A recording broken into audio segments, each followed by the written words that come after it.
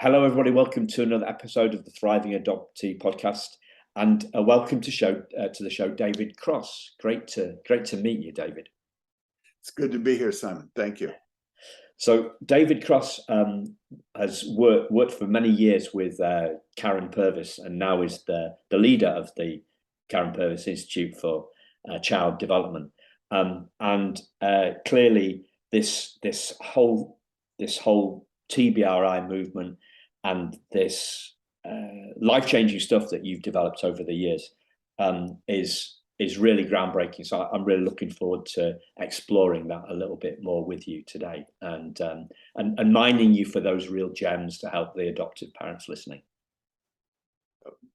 Yeah, thank you. And it's fertile ground, and it's touching, I think, on some of the most important things. So in this work. So we had one of your colleagues, a TBRI practitioner called Katie Rinaldo, on the show earlier this year. So yeah, she's a TBRI practitioner, and she gets parents coming to her saying, essentially, can you fix my kid? Despite the fact that we know, really, I think deep down we all know that relationships start with us. So this is really about our own self. To me, it sounds like it's about our own self-awareness. It's about our own understanding our own past and our own how we were parented. And also, as another guest came on the show, she said, adoptive mum, she said, it's about unpacking our own baggage as adoptive parents. So I kind of call that self-awareness. What do you call it? How do you see this? What can we unpack this together? Sure. I think there's this sort of, I think what Simon, what you have your finger on is perhaps the central or core issue of how we parent kids who have experienced, who's Karyn used to say, come from hard places, and how we help them heal. And over the years, there's I've got a lot of ways I can talk about that. One way to talk about it. Well, first of all, let me say, so it's kind of a paradox, and the paradox is, we want to help our children thrive, but in order to help our children thrive, we have to help ourselves thrive.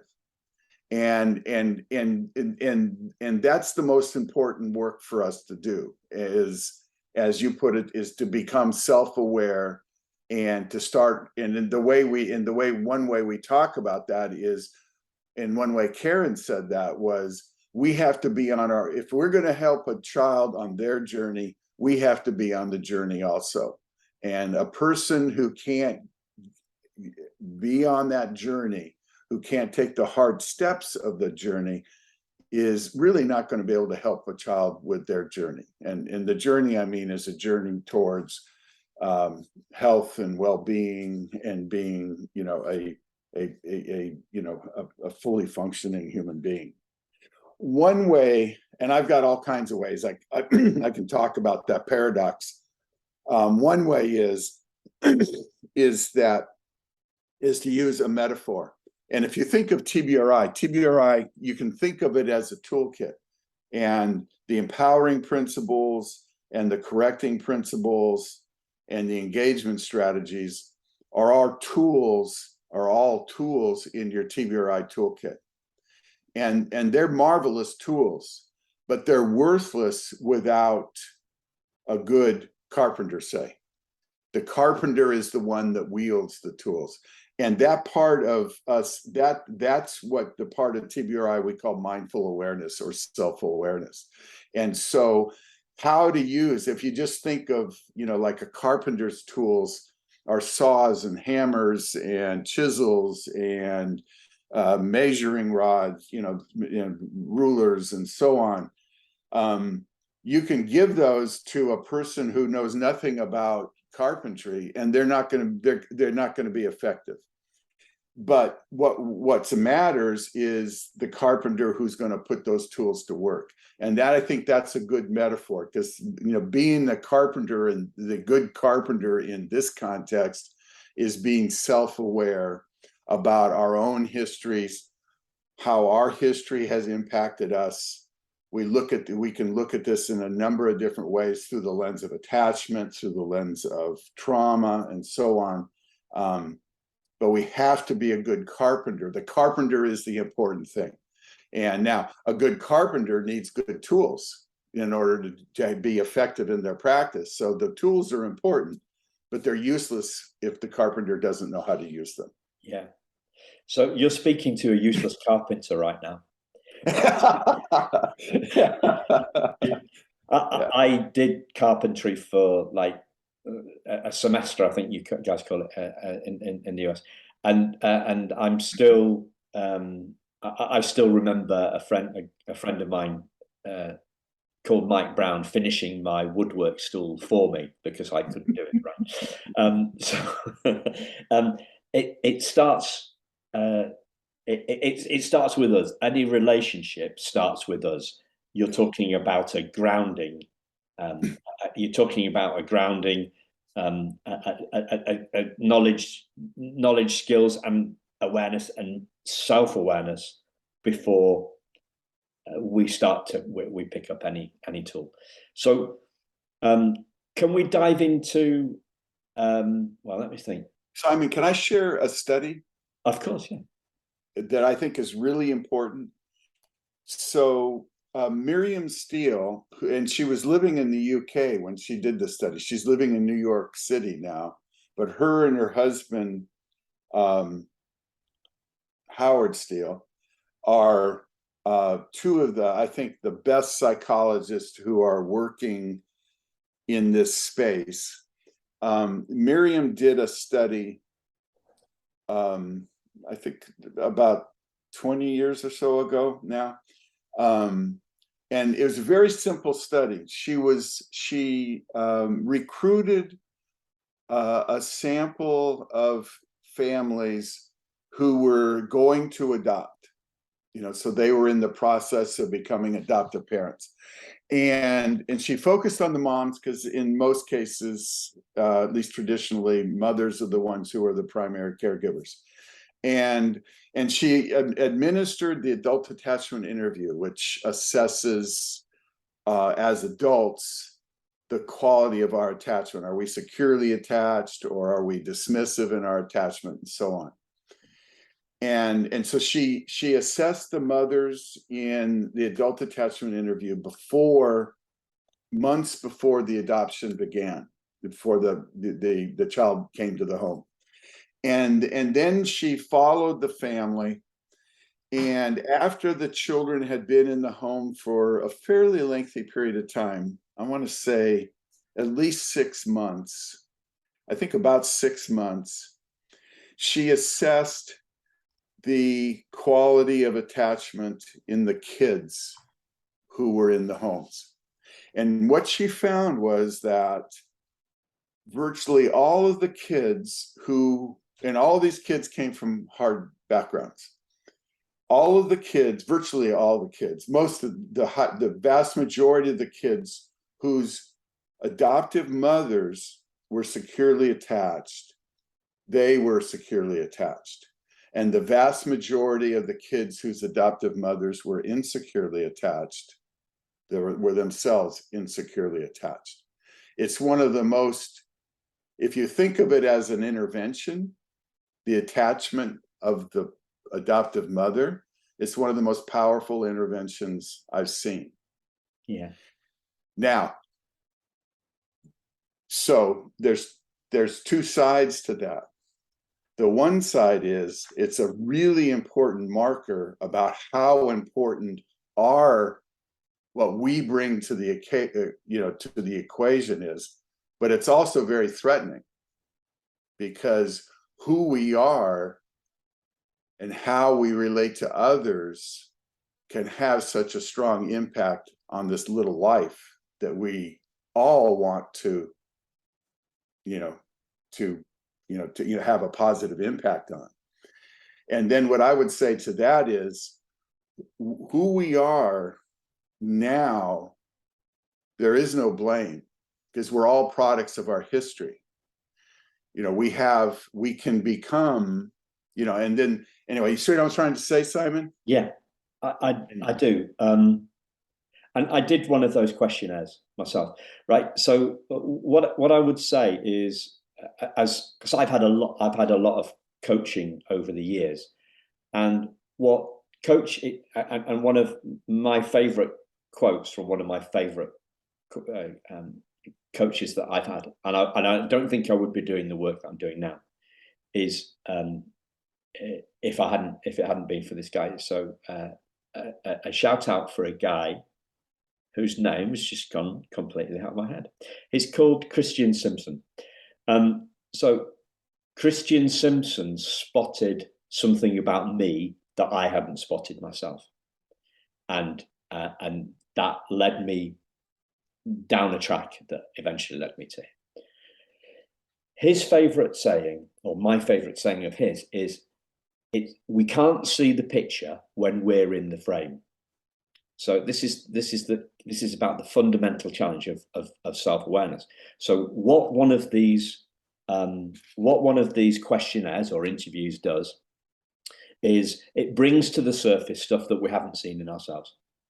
And I love your point about lack of self-blame here, because the Western world, I don't know, we should have the beating ourselves up Olympics, because it would be a really tricky job to do. I see this, it's rife in society, blaming ourselves.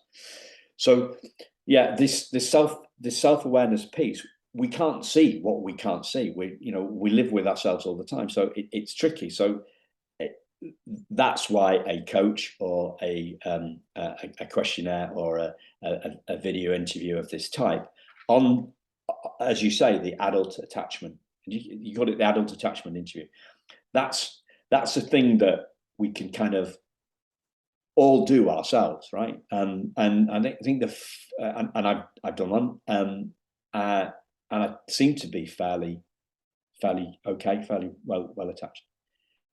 And for me, what it's got echoes of that, of the great work that from Daniel Goleman, was it, the emotional intelligence guy. Mm-hmm. Emotional intelligence starts with us. And so if you're doing an emotional intelligence questionnaire, it starts with you, and we build ourselves out from what's going on inside us before we start looking at the external world. And it's the same kind, it seems to me, the same kind of principle.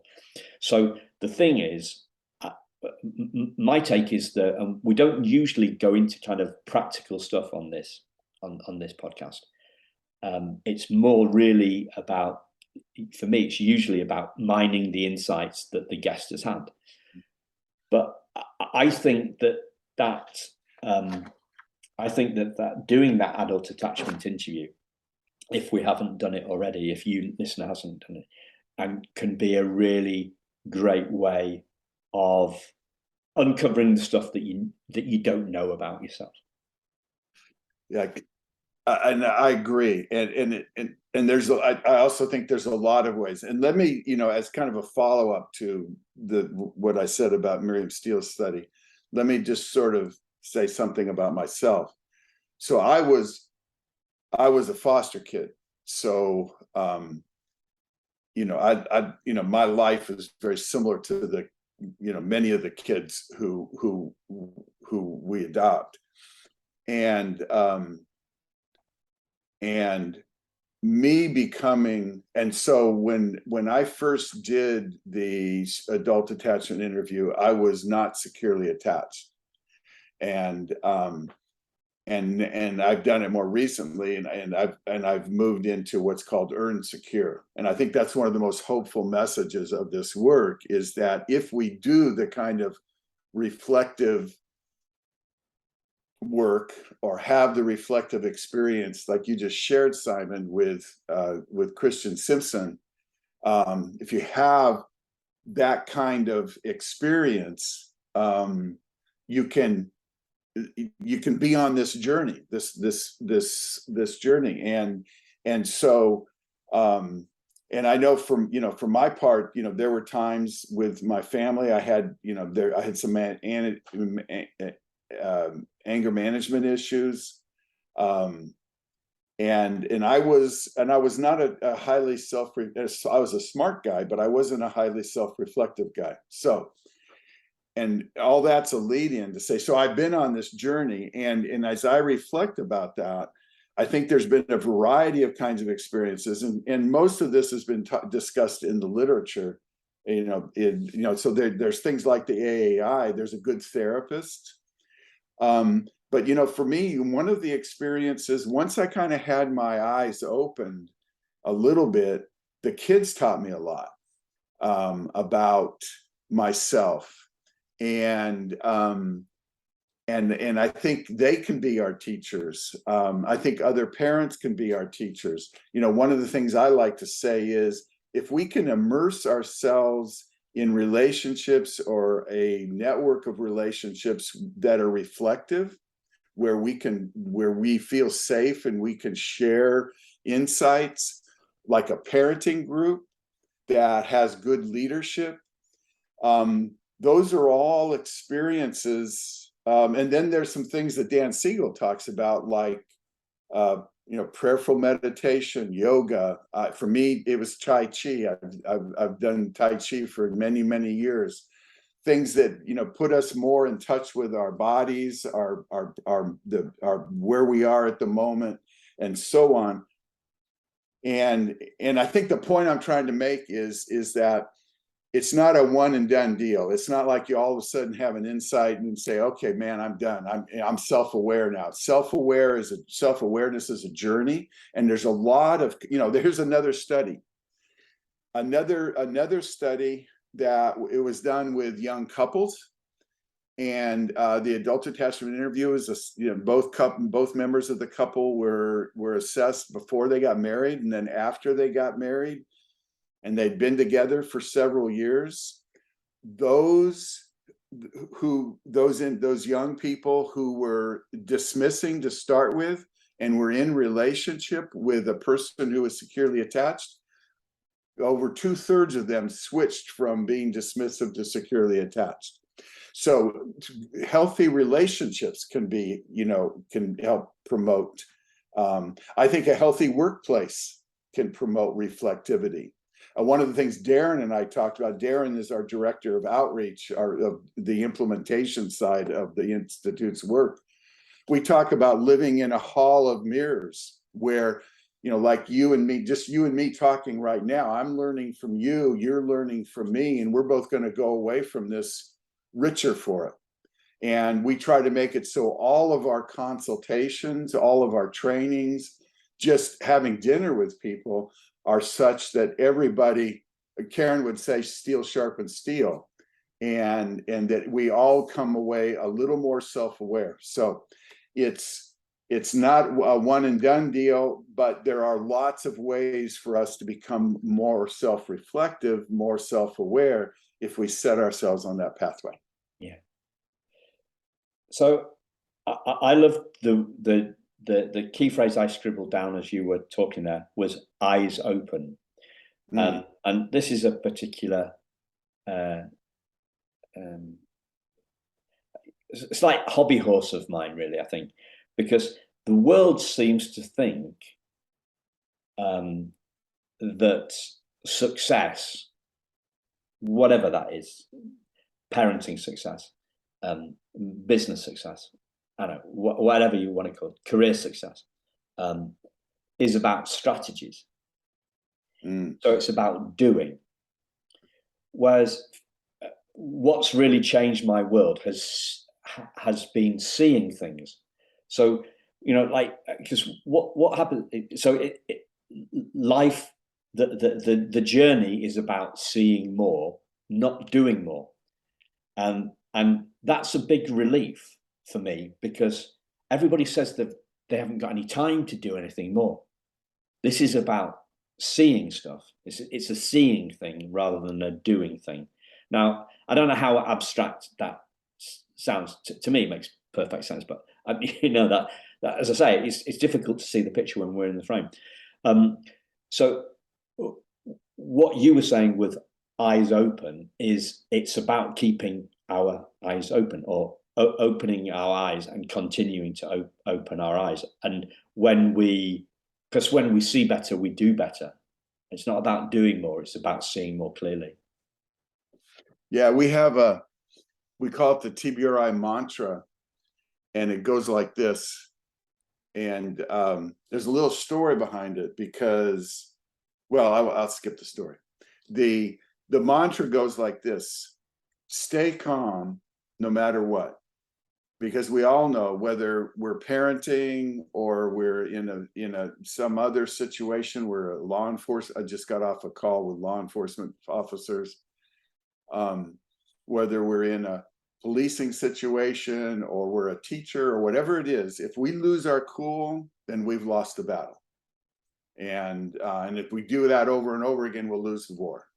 And so we need to stay calm. And as I recollect my experiences with Karyn, when she was with kids, no matter how challenging, and I'm talking about big kids too, dangerous kids sometimes, she never lost her cool. She always stayed calm. So that's the bottom line.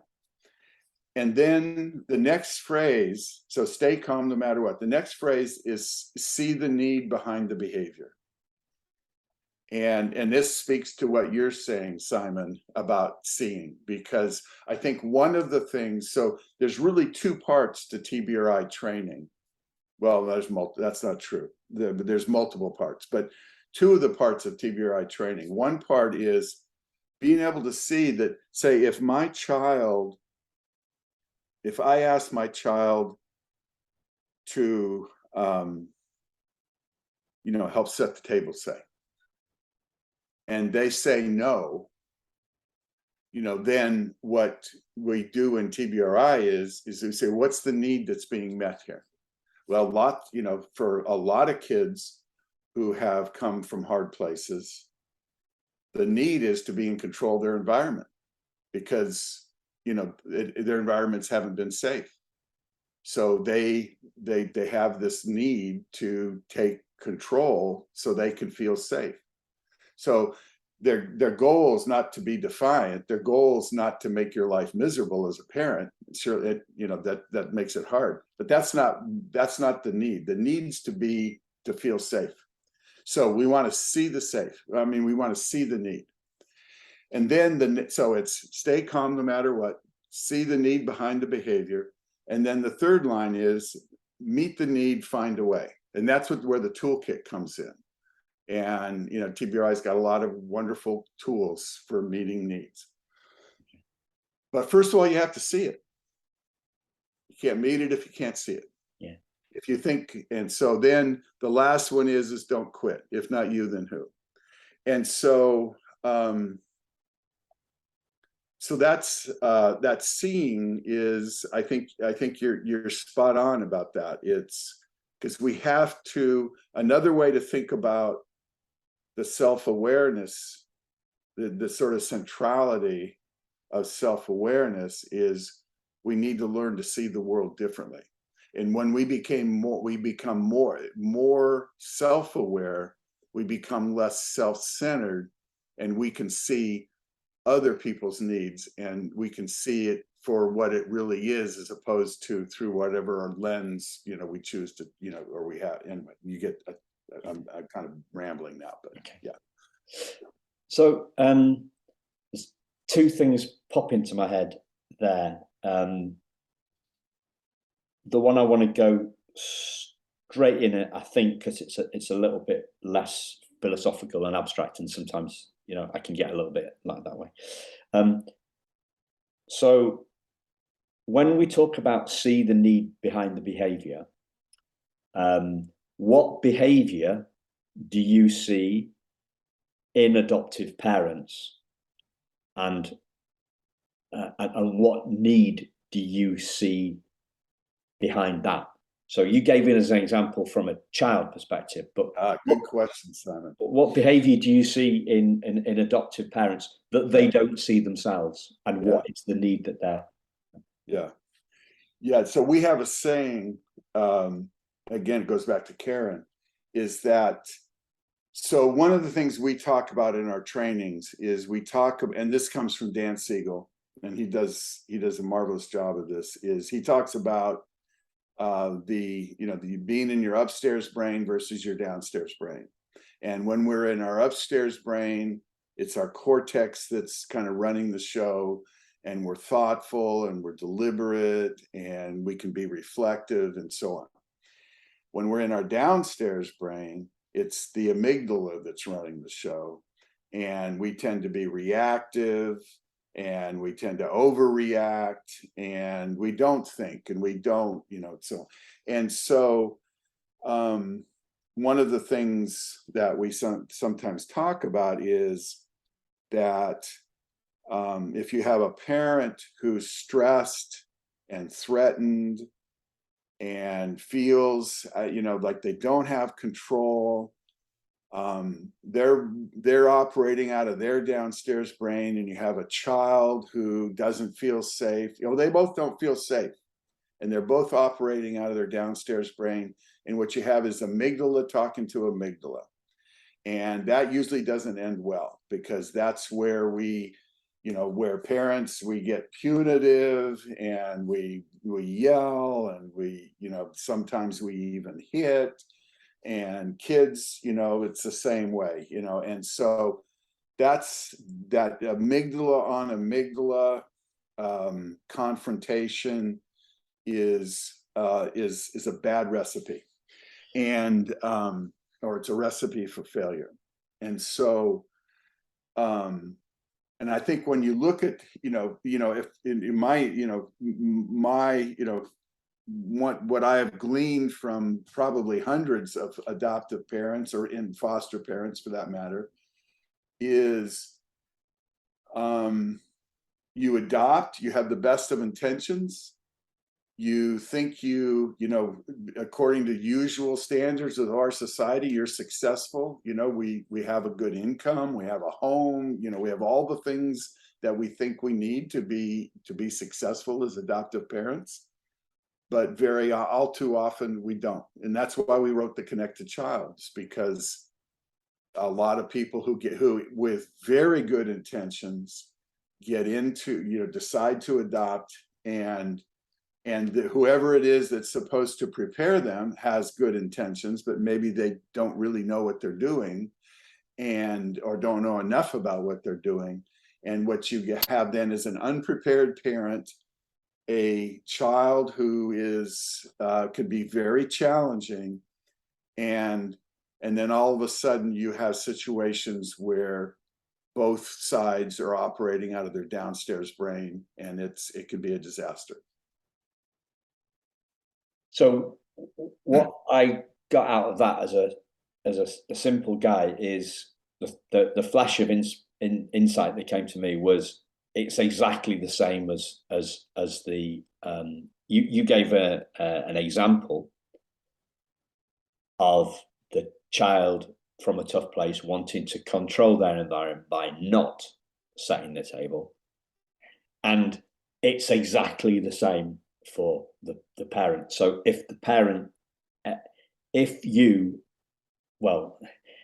we as human beings, right, me and my wife haven't got any kids, right, if we are trying to control something, or we're not doing something, or we're trying to control our child, or we're trying to control their behavior, then we may be coming from a place of insecurity, and our amygdala and our downstairs brain as well. It's exactly the same thing. So you've got two control freaks beating each other up, basically. Yeah. It's a race. It's like a arms race. Yeah, arms race. Yeah, it's going to be a race to an explosion. Let me share a story that kind of and it's related to what you were saying about doing earlier in this podcast and I'll share a story. So there was a father who he and his wife had adopted a 4-year-old boy. And this father heard Karyn speak in Oklahoma City. And then a few weeks later, he came to, and I wasn't there, but then a few weeks later, he came to another training, and I was at that, and I had a chance to talk to him. And he shared this, what he had learned as a parent.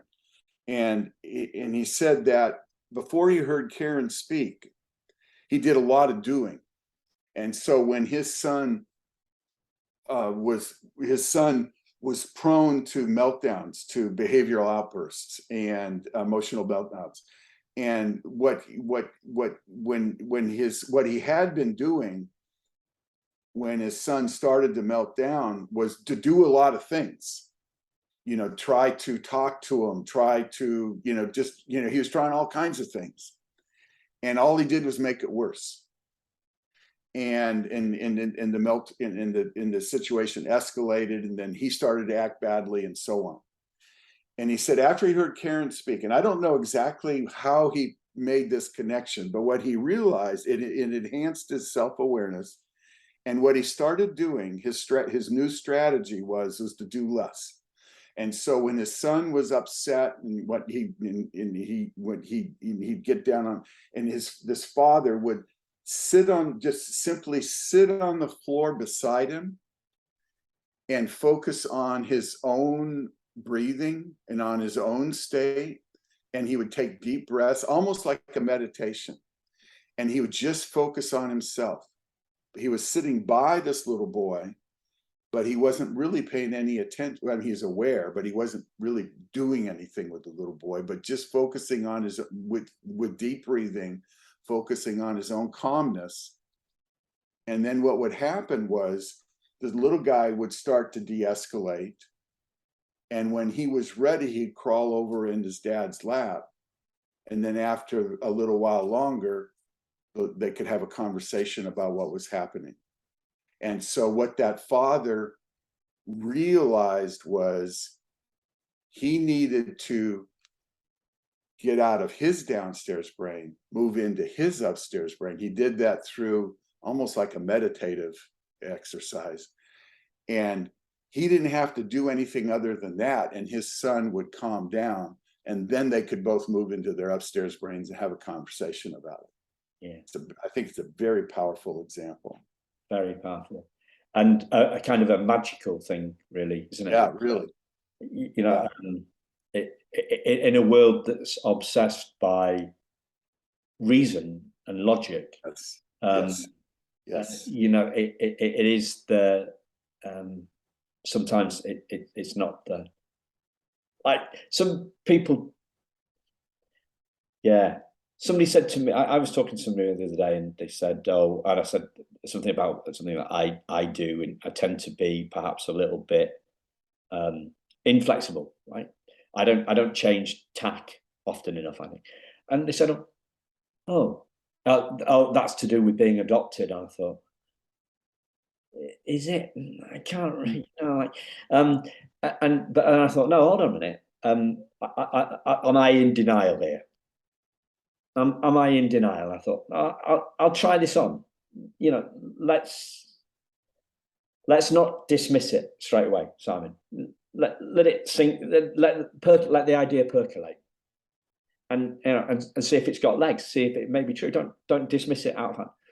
And eventually, I after 10 minutes or so doing some other stuff and then thinking back to it, I thought, no, I think my instinct was right. It's not. It's not an adoption. It's not an adoption thing. So,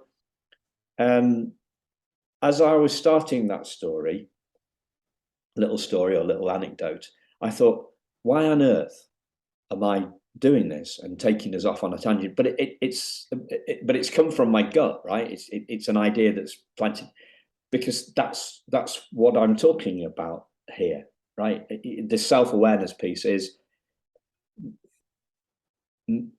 maybe if you the listeners, if you are having an emotional reaction to something, are you sure that some things, no matter what it is, you're sure that you're right, then maybe just don't jump to the conclusions that I did straight away. Maybe give the time a little, give the idea a little time to see if it's true. Don't dismiss stuff out of hand.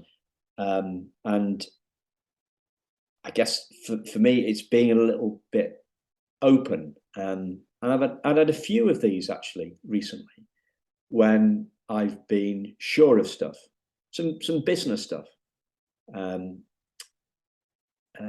Somebody was, saying, we've got a couple of holiday cottages that we rent out, and somebody that had seen them on Airbnb and they wanted a price, and I'm thinking, you've come to see it, you know what the price was, we've already given you a discount, and then I thought, hold on a minute, look, I thought back about the fact that these just young kids, really, there's kids in the 20s, have a bit of compassion for them. They must be spending pretty much all their income on rent, and who are you to be, a grumpy potential landlord about it? Like, it's just. And I thought, well, yeah. So we gave them another whatever it was, another 10% discount, another 15%, whatever it was, and it's gone ahead, and now we've got the cottage booked for a month or so, but my instinct was, you're already getting 30% off the Airbnb price. Don't you know how things work? And and then I thought, you're being a bit of a divvy, Simon. You're being a bit of an idiot, and just chill out a bit. So that kind of, I guess those for me are the a couple of little examples of where I have been self-reflective in the last couple of weeks, and I'm sure there are lots of more incidents, because obviously I'm British and I'm modest and stiff upper lip and all that sort of stuff. So I'm going to be self-deprecating. I'm sure that there are loads of other things, lots of other times when I have gone with my, gone with my. My first instinct, and probably my first instinct was wrong. So, like for an example, before we started this conversation, right, I checked out your bio before I got back in touch with you last month or whenever it was, September. I looked at your bio again. I looked at the TBR, and I asked you whether you're an adoptive parent, and you said no, but I didn't think to ask you if you'd been fostered or adopted. So I clearly don't get it right all the time. And yeah. I think what you just said, the content's almost irrelevant. What was, I think, wonderful about what you just did, Simon, was you just modeled self-reflectivity, and you were talking about being self-reflective in the context of your business, or part of of your but that's what I see. That's what I think is that kind of self-reflection is also key to our parenthood, us being parents. And then I think there's a corollary there, is you do want to be self-reflective, like you just modeled, and then I think kind of a corollary of that is to be creative. I mean, you were a little creative there too. You didn't follow the usual landlord formula. You kind of colored outside the lines, and I think that's important for being parents too. My grandson, I spent some time with my grandson recently because he was sick, and so I was helping with childcare. And when I was with him, we watched a movie called Yes Day with Jennifer Gardner, and it's a silly movie, but it's one of the things I love about it is it's really about self-reflection. Jennifer Gardner plays a mom who has kind of gotten rigid in the way she approaches stuff. And then she has this insight through a series of events that, wait a second, I've kind of lost my way as a parent. And they and it goes off in this kind of zany, kind of way, but there's a lot of really kind of cool little messages in there. And that happens to us all the time. It's yeah. And yeah, because yeah. And it's insights that change the day, right? It's insights that change our world. And can I I want to be a little geeky, if I could, for just a minute, because I used to teach a course before we started this work. I taught a course on creativity, and one of my themes with the students was, because the very first thing I'd do in class is I'd say, "Who in here is creative?" And nobody would raise their hand, because everybody thinks that only the geniuses are creative, only the Picassos, and so on. But if you're a living, breathing human being, you're creative. And one of the things we talk about in our training about TBRI is trust your gut, be creative. If it works, great. If it doesn't work, then okay, well, toss it in the bin and go on, to the next idea. And but what you modeled self-reflectivity in just a little while ago when you were talking about your landlord experience. But you also modeled a kind of incubation, because you realized that I need to kind of step away from it a little bit and just let it percolate, was the word you used. And that's a really important process, because one of the things we know is in psychology is our subconscious is far more creative than our conscious is. Our conscious is all about getting things done.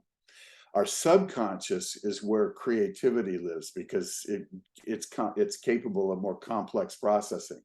And so I don't know how many times you've had the experience, but if I'm writing, when I wake up in the morning, when I'm just barely conscious, bam, my ideas come like firecrackers. And I think the same thing happens as parents. We might have an exchange with our child and we don't know what to do. How am I going to handle this? And that's something important for parents to realize also, is nobody has a lock on, nobody shoots 100%. And when it comes to parenting, at best you might be 50%. It's like baseball. If you're a good hitter, you get a hit about a third of the time. And that's not how it is, I think, in parenting too. But so I may have a difficult exchange with my child, and then now we're washing dishes, or I'm working in the garden, or I'm driving to work, or whatever, and bam, an idea comes into my head. But I'm not really, my subconscious, anyway, to give it time to come up with an answer. Yeah. Lee Child, the author of the Jack Reacher books, talks about it's trash in it. I mean, I read them on the beach sometimes. I read them too. And I like them. I like the series also. Yeah.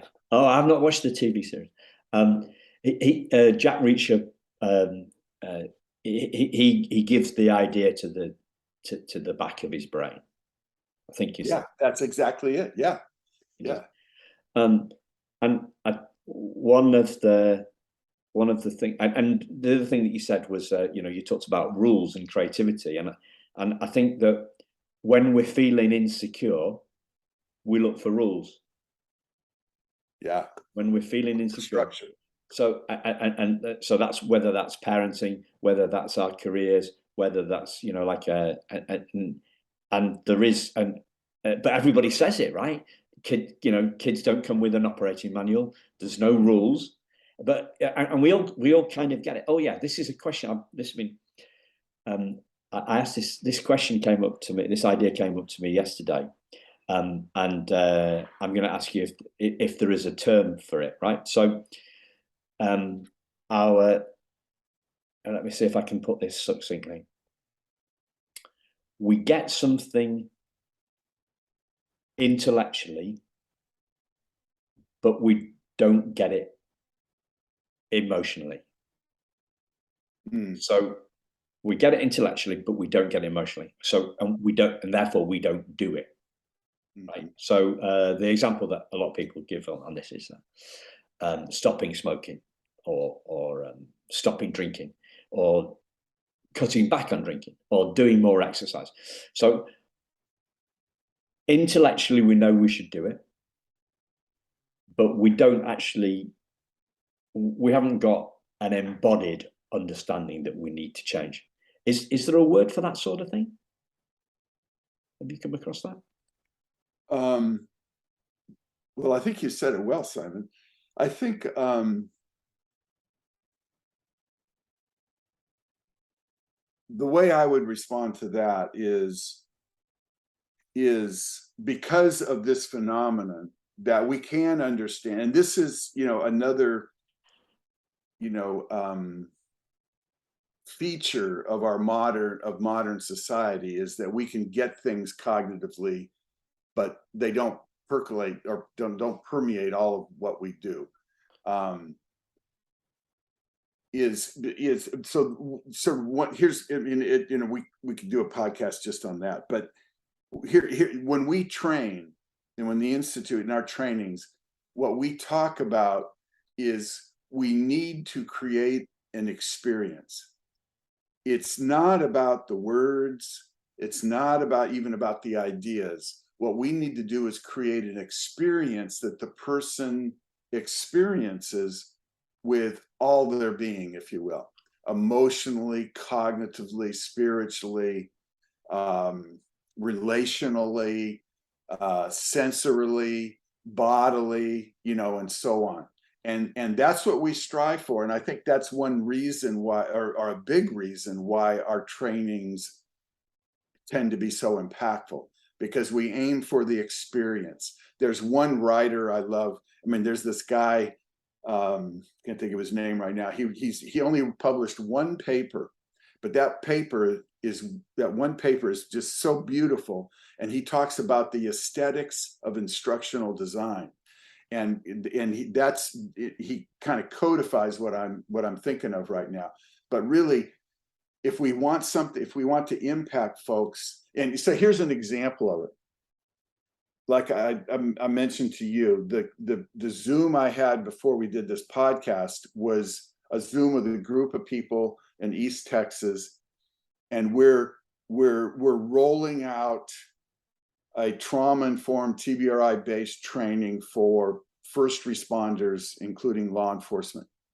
And one of the topics of the conversation was, everybody on this call, there's about, I think, 8 of us, who realized that we had to create the experience, and we had to connect experientially with the officers if we were going to get through to them.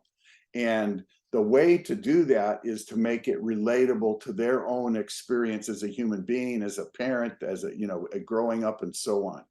And then there's a hope, and we've seen this happen over and over again. It doesn't always work, but it's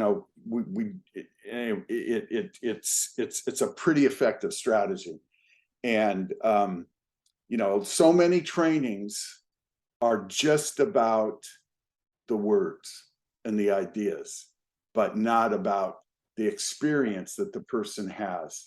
Yeah. So okay. So actually, maybe if you think about Jack Reacher, if you think about a good book is you kind of experience it, right? Yeah. Yeah. So anyway. Yeah. So I'm gonna give a I'm gonna give a little I don't know, what do they call it, like a thought experiment on the back of what you just said. So listeners, if you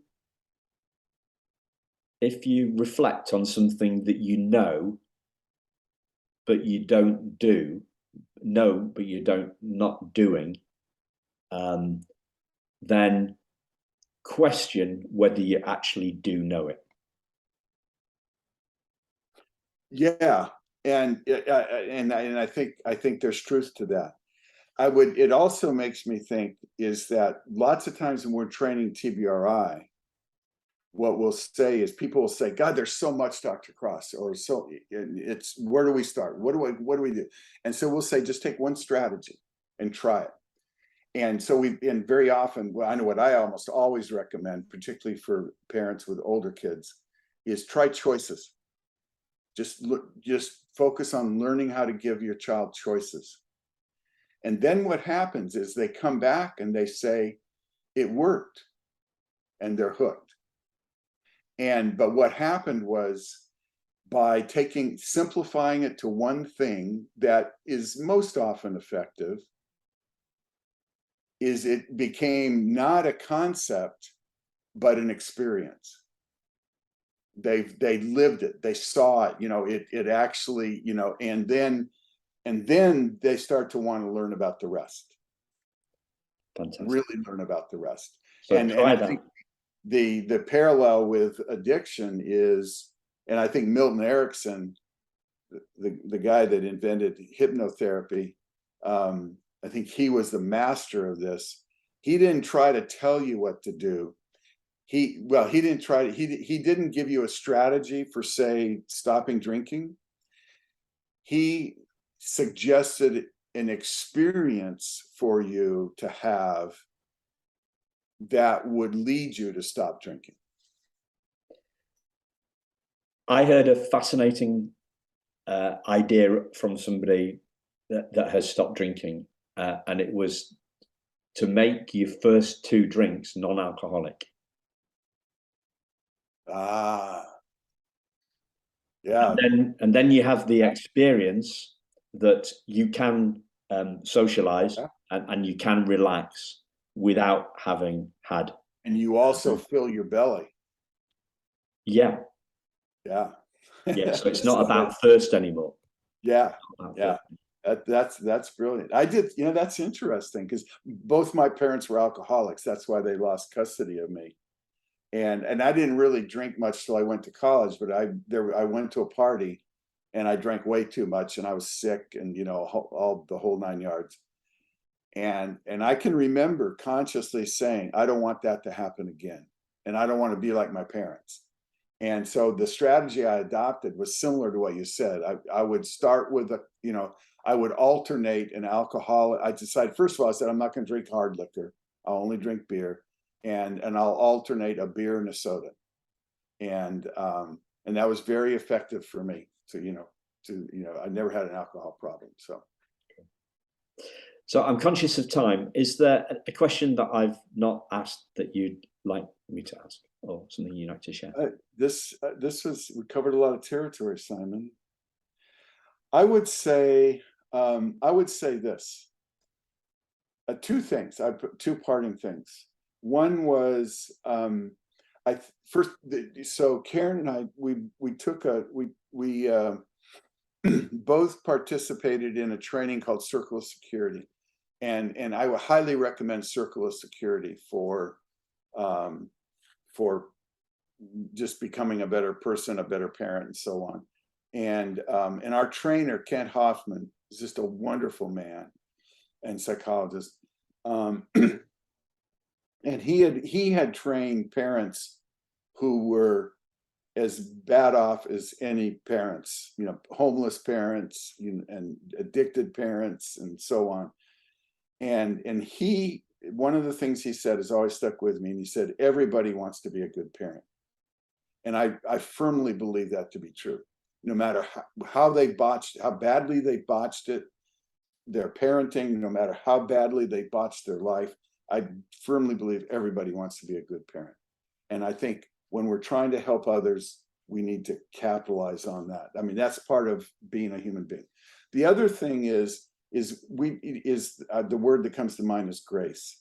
We need to have grace for ourselves. We need to have grace for each other. When I see people put down other people for being a bad parent, it infuriates me. And because it is such a hard job, and it's even harder, when you're adopting. and it's so we all need grace, and we may, not do a very good job of it for a period of time, and then we become more reflective or whatever, and then we start doing a better job, and if we face that head on, it's okay. So grace, we all need grace, we all deserve grace. Beautiful. Yeah. So true.